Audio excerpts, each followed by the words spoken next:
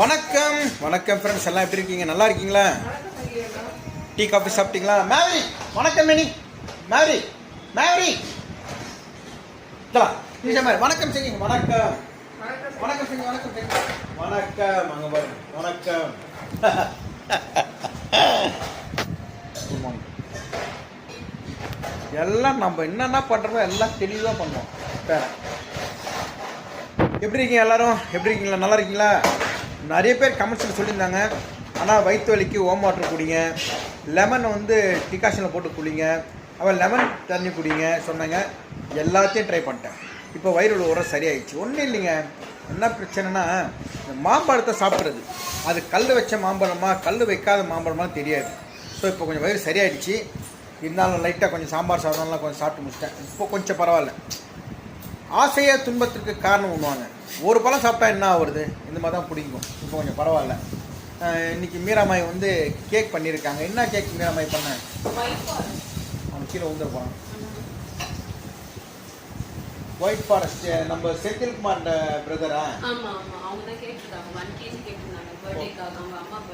என்ன ஃப்ளவர் இது? White forest. எத்தனை கிலோ? 1.5 கிலோவா? 1 கிலோ. நீங்கள் ரொம்ப பக்கம், அதுவும் ஈஸியாக டெலிவரி கொடுத்துடலாம், ஒன்றும் பிரச்சனை இல்லை.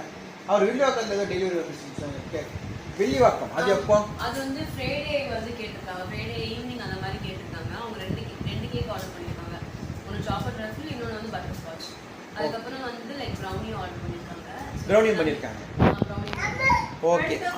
இந்த இதில் என்ன ஒரு இதுனா, இவங்க ப்ரௌனி, அப்புறம் சீஸ் கேக்கு, பிஸ்கெட்லாம் செஞ்சுருந்தாங்க.